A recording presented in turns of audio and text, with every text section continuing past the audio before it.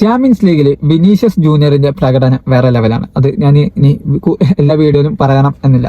ഏതായാലും ഇന്നത്തെ വീഡിയോ നമ്മൾ ഡിസ്കസ് ചെയ്യാൻ പോകുന്നത് ചാമ്പ്യൻസ് ലീഗിലെ വിനീഷ്യസ് ജൂനിയറിന്റെയും അതുപോലെ തന്നെ ലൂയിസ് സുവാരസിന്റെയും ഒരു എന്താ പറയുക കമ്പാരിസൺ ആണ്. ഇവരിൽ ആരാണ് ചാമ്പ്യൻസ് ലീഗിൽ മികച്ചതായിട്ട് പെർഫോം ചെയ്തിട്ടുള്ളത് എന്നാണ് നോക്കാൻ പോകുന്നത്. അപ്പോൾ നമ്മുടെ കോണ്ടന്റ്സും കാര്യങ്ങളൊക്കെ ഉപകാരപ്പെടുന്നുണ്ടെങ്കിൽ ലൈക്ക് ചെയ്യുക, ചാനൽ ഒന്ന് സബ്സ്ക്രൈബ് ചെയ്യുക. അപ്പോൾ ഇതിൽ ഗെയിംസ് നോക്കുകയാണെങ്കിൽ രണ്ട് പേരും സുവാരസ് 73 കളികൾ കളിച്ചിട്ടുണ്ട്, വിനീഷ്യസ് 80 കളികളാണ് കളിച്ചിട്ടുള്ളത്. ഇനി ഗോൾസ് നോക്കിയാൽ സുവാരസ് 27 ഗോൾ അടിച്ചിട്ടുണ്ട്, വിനീഷ്യസ് 34 ഗോളാണ് സ്കോർ ചെയ്തിട്ടുള്ളത്. ഇനി അസിസ്റ്റ് നോക്കുകയാണെങ്കിൽ സുവാരസ് 26 അസിസ്റ്റ്, വിനീഷ്യസ് 31 അസിസ്റ്റ്.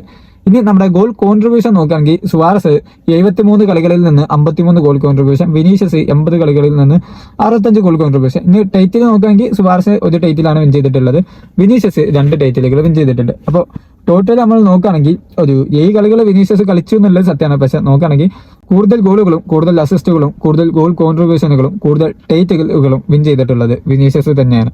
അതായത് സുവാരസിനെ ഞാൻ റെസ്പെക്ട് ചെയ്ത് പറയല്ലേ, ഇതൊരു സ്റ്റാറ്റ്സ് അനാലിസിസ് മാത്രമാണ്. ബട്ട് ചാമ്പ്യൻസ് ലീഗിലെ വിനീഷ്യസ് എന്ന് പറയുന്നത് ഒരു വേൾഡ് ക്ലാസ് പ്ലെയർ ആണ്. അതുവരെ ഇല്ലാത്ത ഫോം വികാരം ചിലപ്പോൾ ചങ്ങയ്ക്ക് ചാമ്പ്യൻസ് ലീഗിൽ ഉണ്ടാവുക. ഏതായാലും ഈ ഒരു പ്ലെയർ വിനീഷ്യസ് നിലവിൽ നല്ല രീതിയിൽ ഫോം ആയിട്ടുണ്ട്.